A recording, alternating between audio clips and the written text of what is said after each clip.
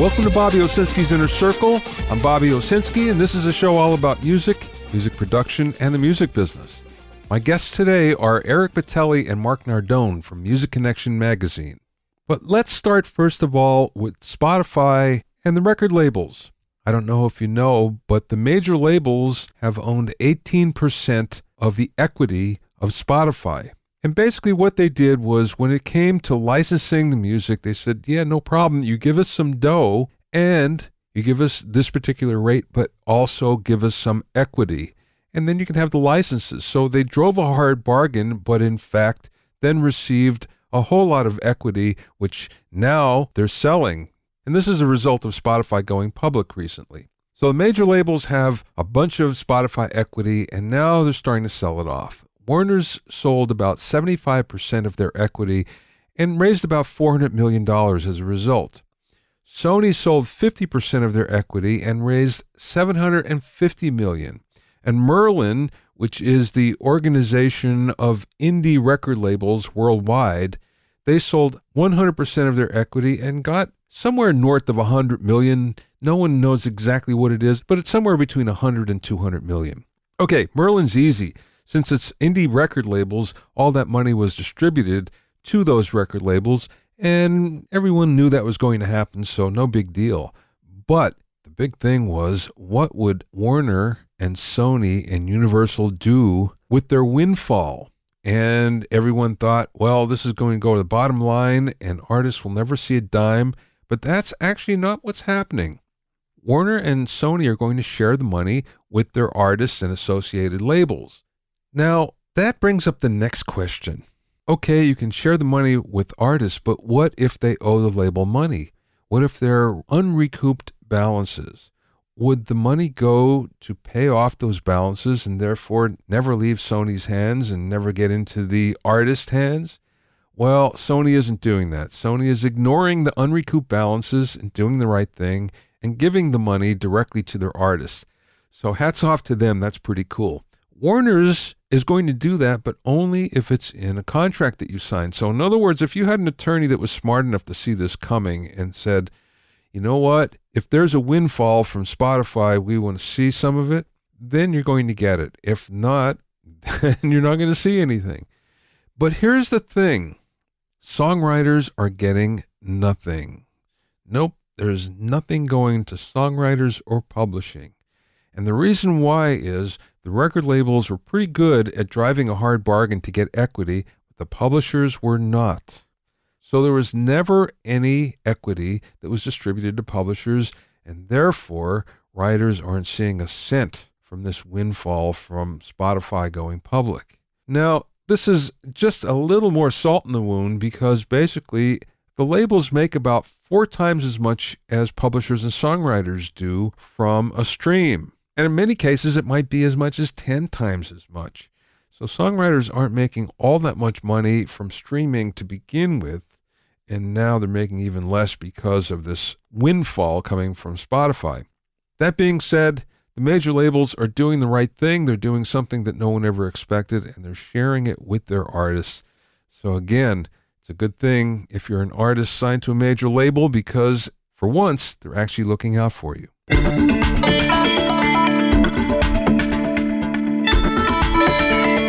If you have any questions or comments, please send them to questions@BobbyOInnerCircle.com. Check out my Hitmakers Club for access to the Private Mixers Facebook group, monthly deconstructed hits, mixing workshop, and Q&A webinars. For a short time, access to my core training module bonus. Go to hitmakersclub.com to learn more. Now, modern music is a very interesting hybrid of loops and live. So in other words, where once upon a time you had a live rhythm section that kind of built the basis of the song, now that's mostly derived from a loop or a number of loops. Then there's real live musicians that play over the top in many cases. And of course, not as many musicians as there used to be, but there are some. So you have this hybrid, and that's kind of what modern pop music is. But not only modern pop music, it's actually going to other genres as well, and even jazz and classical. You're starting to see this starting to happen. So where did looping actually come from? You'll be surprised. Now, if you know anything about music history, you'll probably think, well, it probably came from like Bill Laswell and Adrian Sherwood and the people in the beginning there in the 80s and late 90s. Those were the ones that were actually responsible for the beginning of the looping generation that we have. Well, you might be surprised, though, that this actually started in 1972 with Robert Fripp. Yes, the guitar player and founder of King Crimson, and later contributor to Peter Gabriel and Bowie and the Talking Heads. He developed something called Frippertronics. Frippertronics was 2 Revox reel-to-reel tape recorders. And the trick there was the supply reel on one tape recorder would actually feed the take-up reel on the second tape recorder. You got about a 3 to 6 second loop as a result. And the amount of time was dependent on how far away the second tape machine was from the first. Now what happened is you get a little bit decay with each pass of the tape, but that's what we loved about it because it was so analog.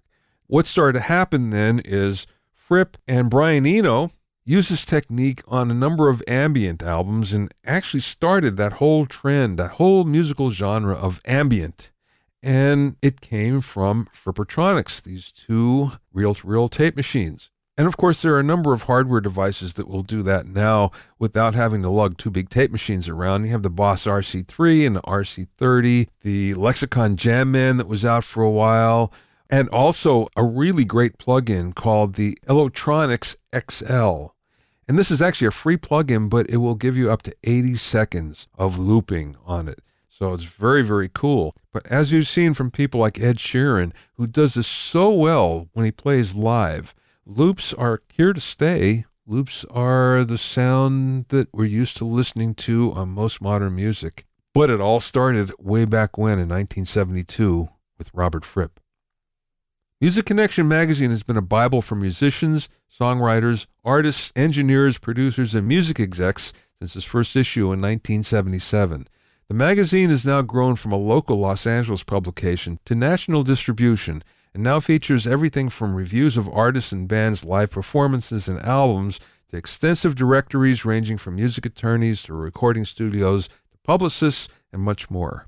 My guest this week is co-founder and publisher of the magazine, Eric Bettelli, and longtime senior editor, Mark Nardone, who will give you an inside look at both the history of Music Connection and what it takes to publish a music magazine. We spoke via Skype from the company's offices just outside of Los Angeles. Tell me how this all got started. Music Connection is iconic now because it's been around for so long. One of the few magazines that's lasted through multiple eras of the music business. How did it start? Well, how it started was a friend of mine who happened to be a musician playing local clubs, writing songs. It was his idea. His name is Michael Dolan. Him and I...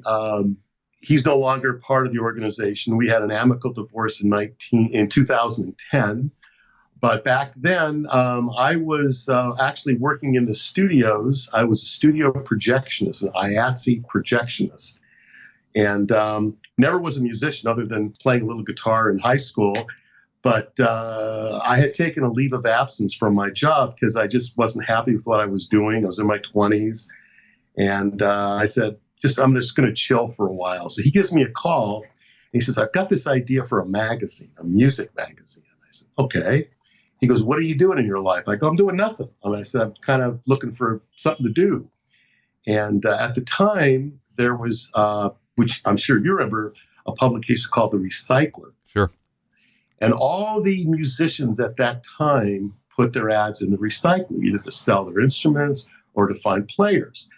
And it was his idea to come up with a publication that could cater to these LA local musicians that not only would a place where they can buy and sell instruments, where they could find each other, but also offer them jobs.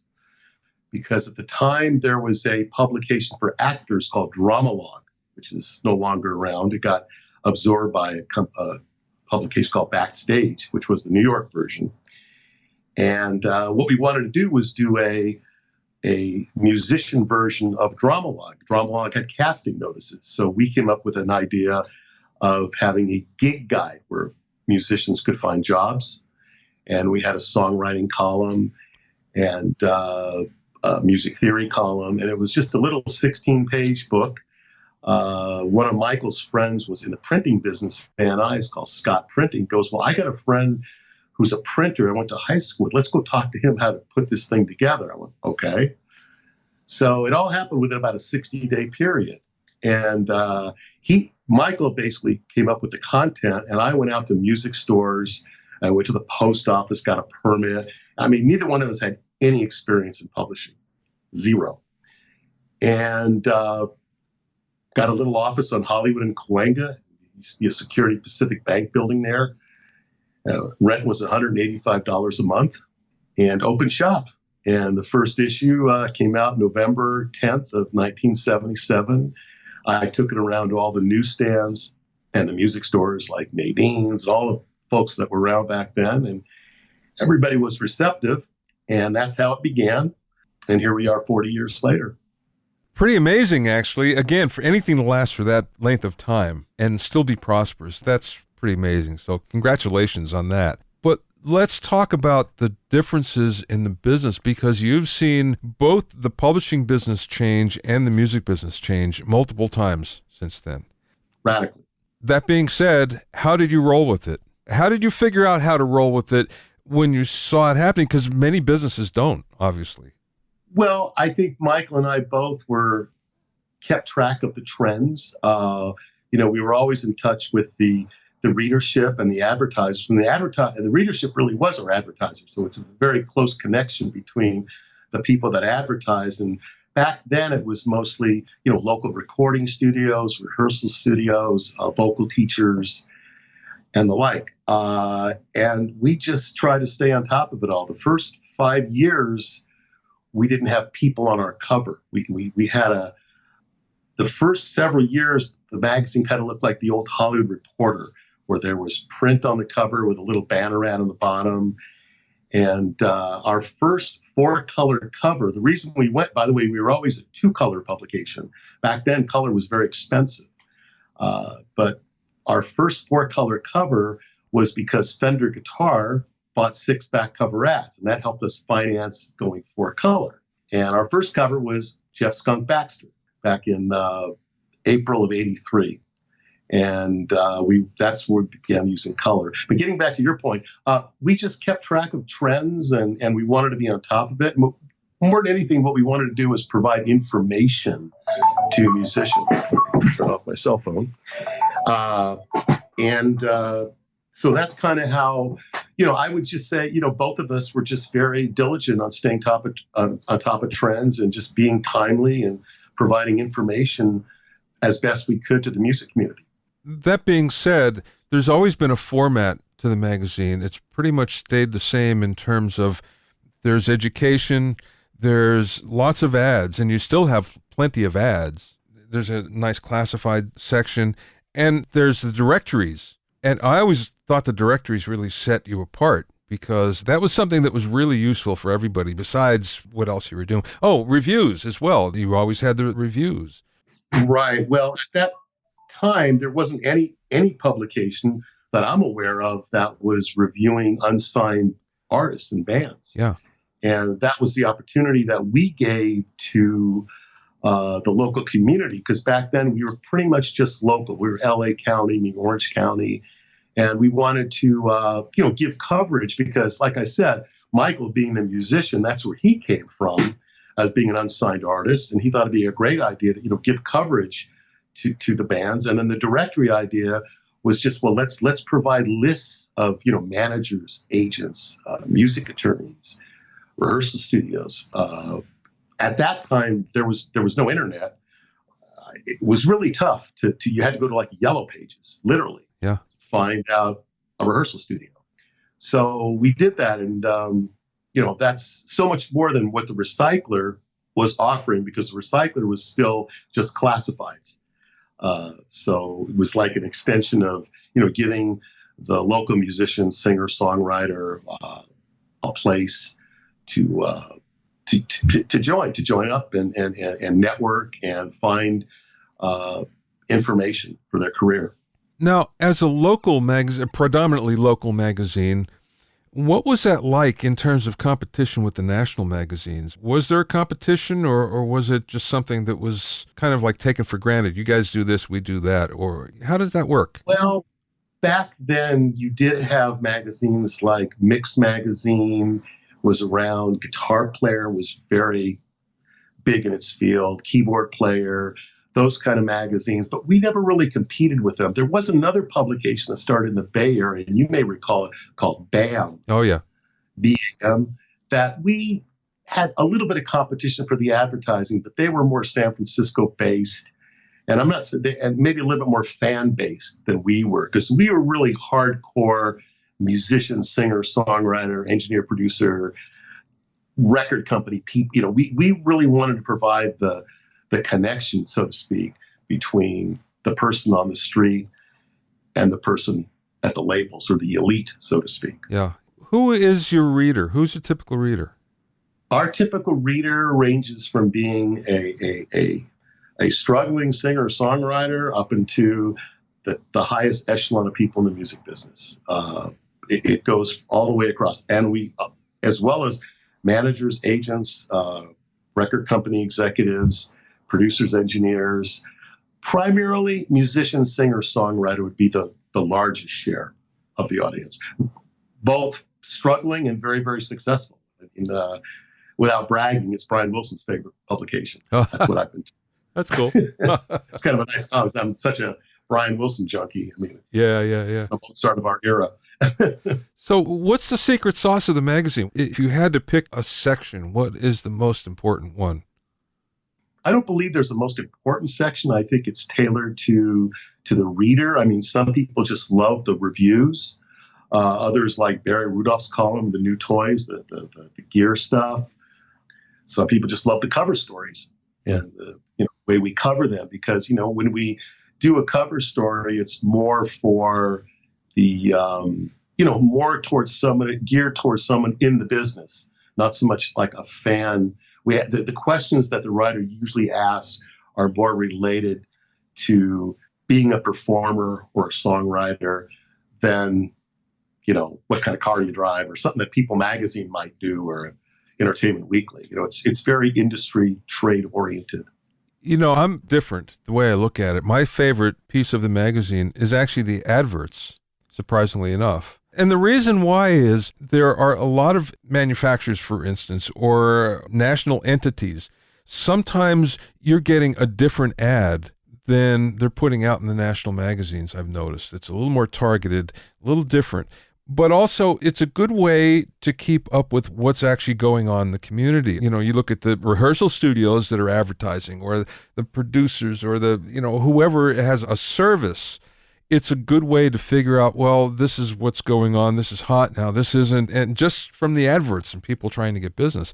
I love it. And the fact that there are still people doing that, and you haven't, well, maybe you have, but as far as I can tell, you haven't really taken a hit on adverts where those type of service adverts are still there and still thriving. That's very cool. Well, it's almost like last man standing. I mean, there's not a lot of other places to really go, at least print wise. And just to touch on the internet, we do at musicconnection.com, we put up the entire magazine. So if you don't want to go to the 7-Eleven or music store and buy it, you can certainly access it for free and get the entire publication, where some publications only give you a little bit for free and they charge. And we went back and forth with that and decided, for those who just want to go online and read the mag, let's do it. So, but the advertisers get a boost on that too, because all the ads are online and they're all linked to their websites. So it helps them as well. Yeah, that's a good way to do it.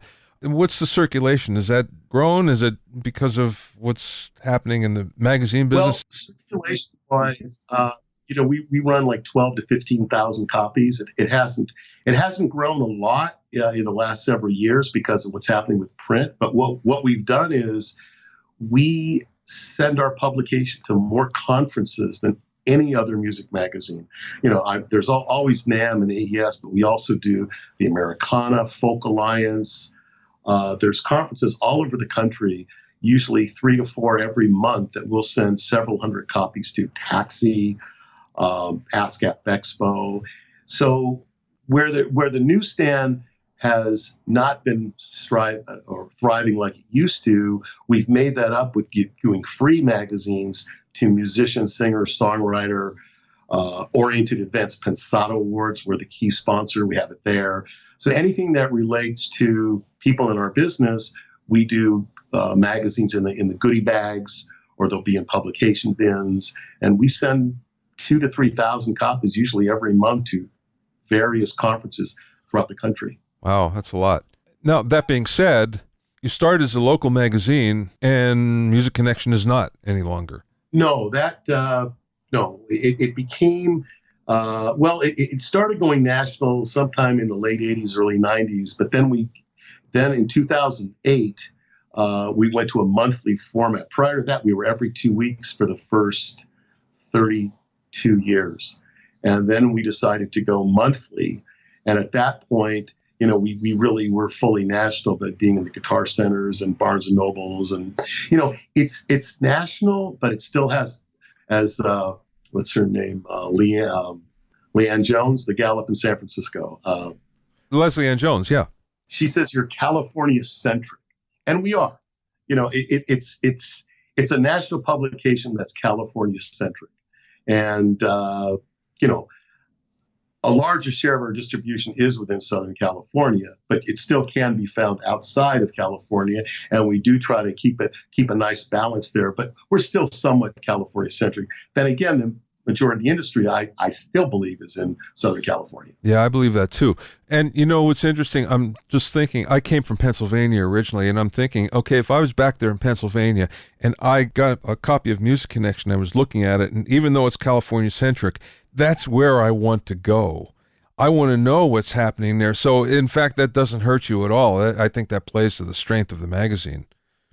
I believe that too. And I think you'd find the same thing with a publication like Hollywood Reporter or Variety. Even though they're fully national, they're California or LA, Southern Cal centric, because so much of the industry is here. Yeah. So exactly. So for a musician or an engineer, producer in Pennsylvania, the information is relevant, but then even though it leans towards this coast, that's where they want to be, or they know that's where the majority of the action is. Well, that's where the bar is set as well. And okay, no matter what I'm doing, I have to be at least whatever's going on there. That's where I'm aiming for.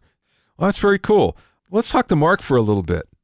So just, Mark came to the company 20 years ago. I'll let him take it from there. And he's my right-hand guy, and does a tremendous job for us. Yeah. And I'll have him come in. Yeah, cool. Thanks, Bobby. Thanks, Eric.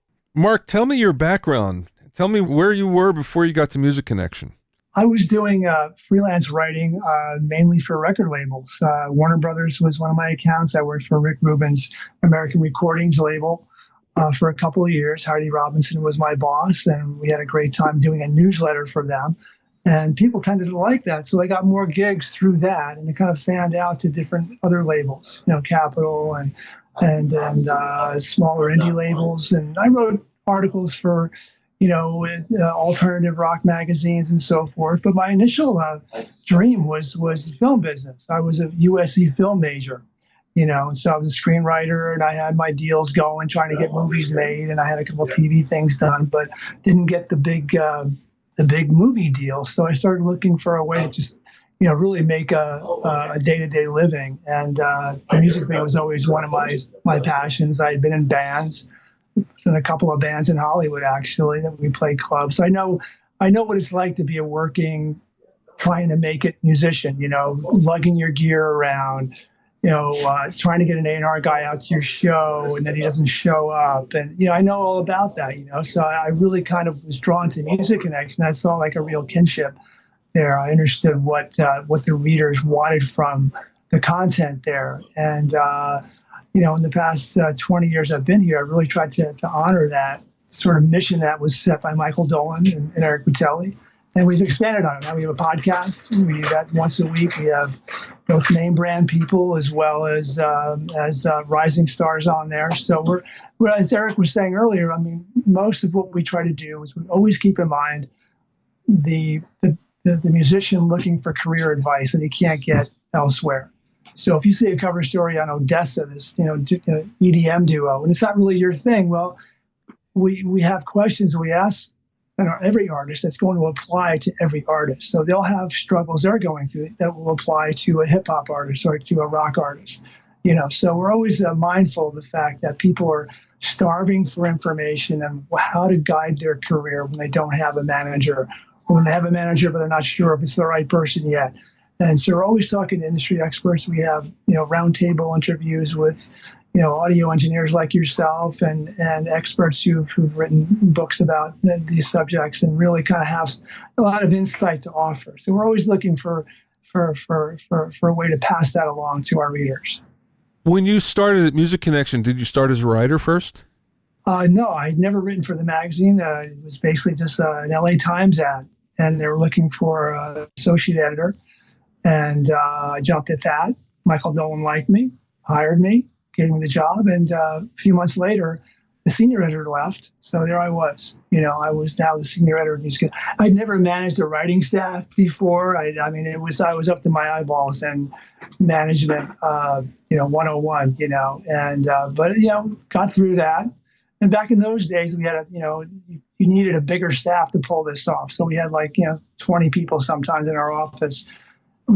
Freelance writers coming through the windows, trying to get 30 minutes of my time. And now it's much more sane around here. There's fewer people. It's quieter. It's you can do a lot of stuff like we're doing right now, and so we've managed to put out a lot of product with not an army of people. We have our freelancers out there, great columnists like Dan Campbell and Bernard Bauer, and they're so adept at what they do. They both teach at MI, Musicians Institute in Hollywood.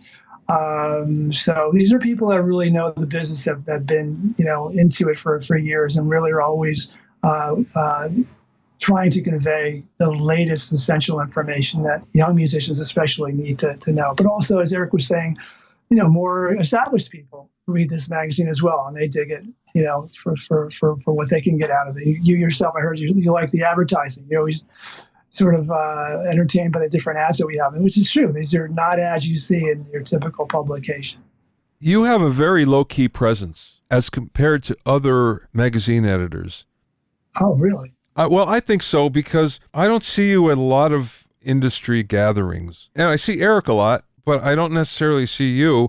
And there are other magazine editors that I'll see just seem to have a higher profile than you. Is that intentional? Is that just something, just the way it goes? Or I think in a way, Eric tends to go to a lot of the tech-oriented confabs, which is not really my thing. So he'll go to different NAMM-oriented things, or he'll go to something that's more about, Roland's new keyboard product or something. That's not something that's going to draw me necessarily. I'll go out and I'll see bands. I'll go out and I'll see, A&R people when I'm out in the world there. But I tend to not go to the manufacturing industry angle, aspect of the business. I'm more about the performers. And, I will sometimes, go to a BMI event, an ASCAP event, a CSAC event, if it's about really what we do, what I do day to day, which is try to find new information that's going to help our readers,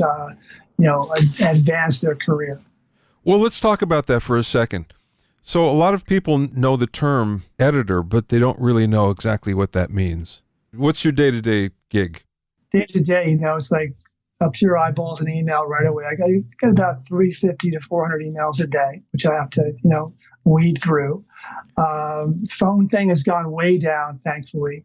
But because of that, you don't really get to know your contacts as well.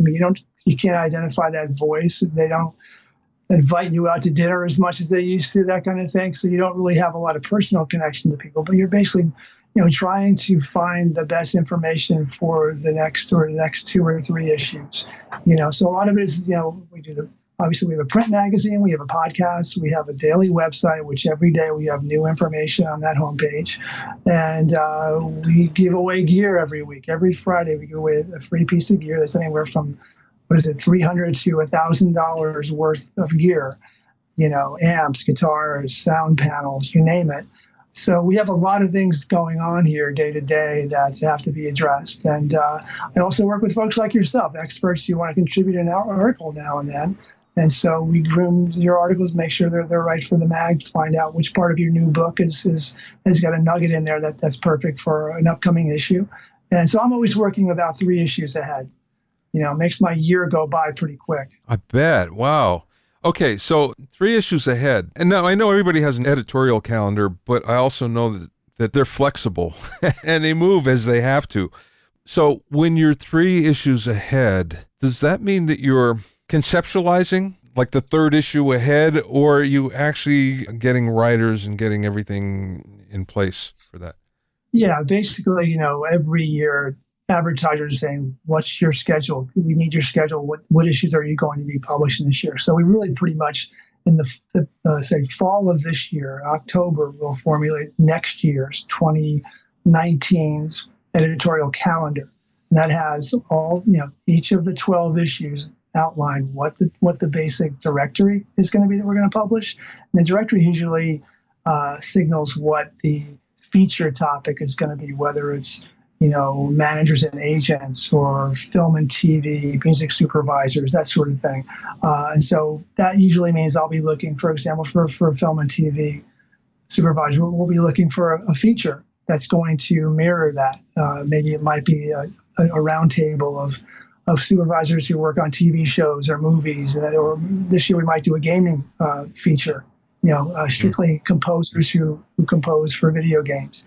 That usually takes a while to compile those sources. You need to do the interviews and transcribe them, and our writers generally need about 2 months to really do a good job on an article like that. So that's why I say 3 months, because it gives you a little bit of a pad. If something goes wrong, if somebody bails out, if your writer gets hit by a bus, you always have a little bit of time to go to Plan B.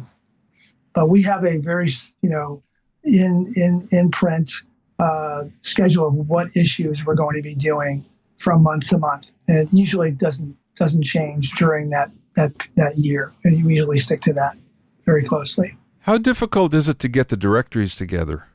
Usually when we're doing a new directory that we haven't done before, that's a lot of R&D on that, a lot of combing, beating the bushes, trying to find good sources there.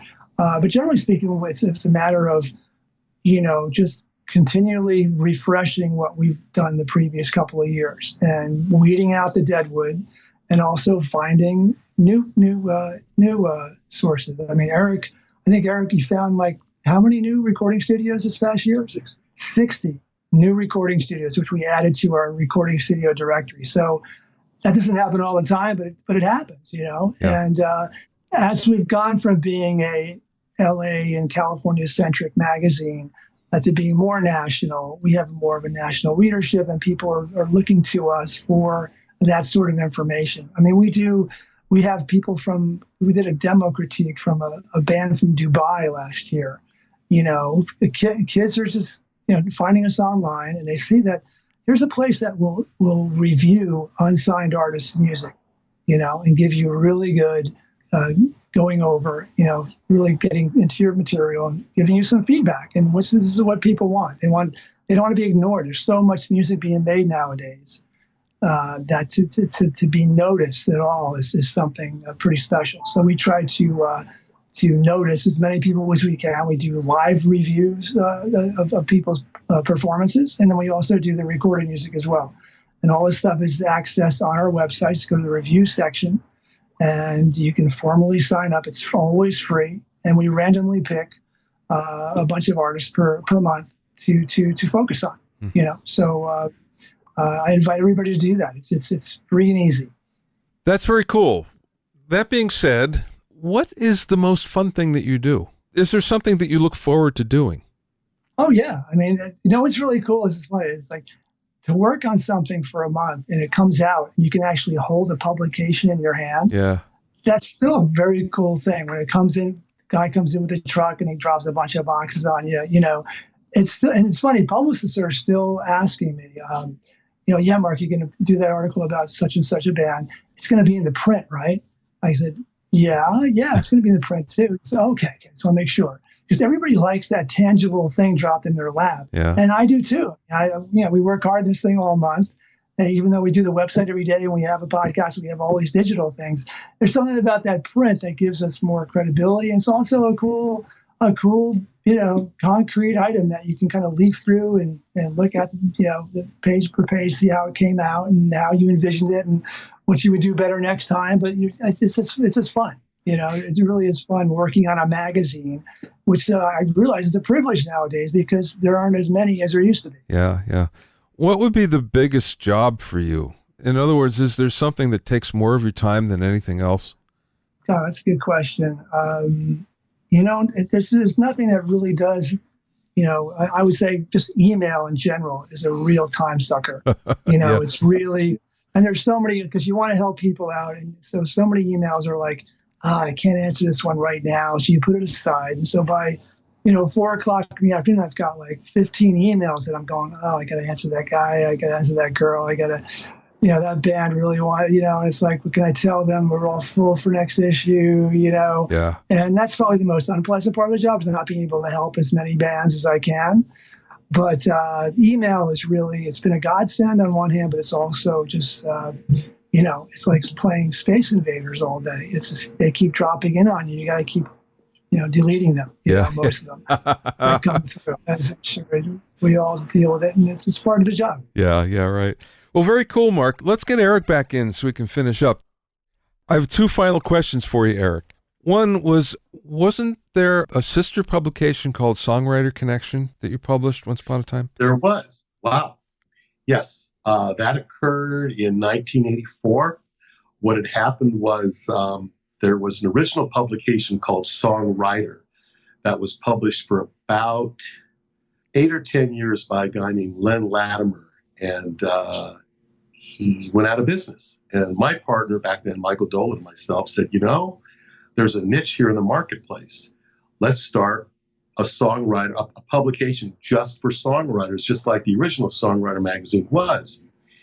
And we put that together, and it was called Songwriter Connection. We had 4 issues. Our first issue was a beautiful cover with Stevie Wonder. And we had Sting, Alabama. I'm trying to think what the 4th cover was. Don't remember. But we put out 4 issues. And what happened was we got a little bit over our head and rolled it out as a fully national publication. We weren't really financed in such a way to pull it off. And we wound up selling it to a publisher back east.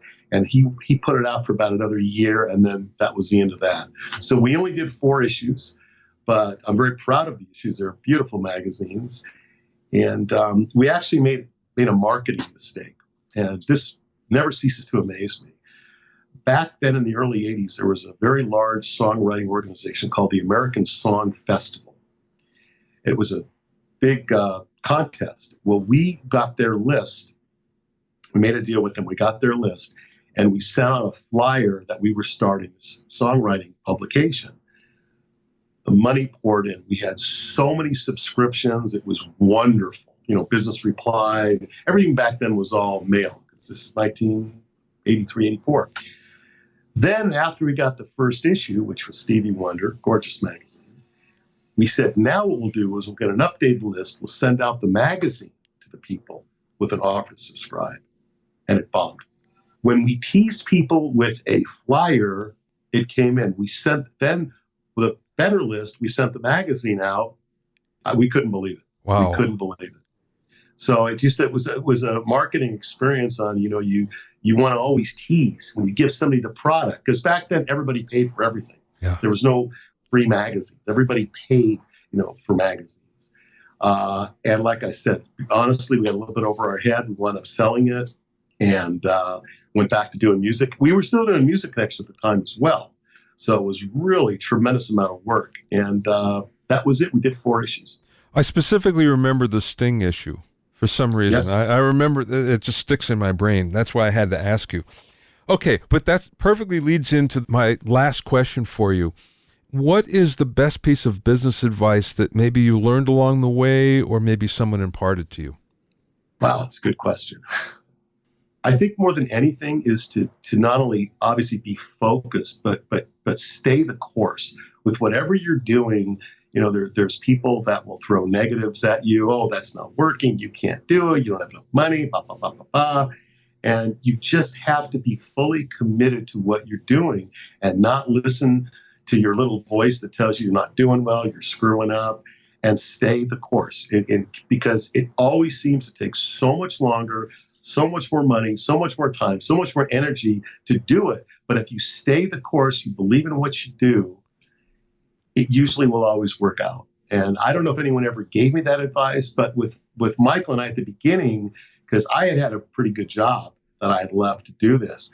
And the first couple of years, I struggled. I mean, we were really struggling the first 2 or 3 years. I had a buddy of mine move into my one-bedroom apartment, sleeping on the couch. I mean, it was it was tough the first couple of years. But I was committed, and I knew this would eventually take off. And we knew what we were doing was a good thing. We were making. The other thing is real important is both of us really wanted to make a difference in the community. We wanted to make a difference with people. And when you see that you're making a difference and you're enhancing people's lives, it keeps you going. It makes you feel good. And you know, it's like having a purpose. Everybody needs purpose. Yeah. And he had a purpose. If you want to read a copy of Music Connection, you can do it online at musicconnection.com. And it's free, by the way, one of the few publications that actually give you the whole magazine for free online. Thanks for listening and being in my inner circle. Remember, if you have any questions or comments, you can send them to questions@BobbyOInnerCircle.com. To listen to other episodes of Bobby Owsinski's Inner Circle, go to BobbyOwsinski.com and select the podcast tab, or go to BobbyOInnerCircle.com, or find it on iTunes, Stitcher, Mixcloud, and Google Play. At BobbyOwsinski.com and BobbyOInnerCircle.com, you'll also find a sign-up form for my newsletter and for alerts for new podcasts. This is Bobby Owsinski. I will see you next time.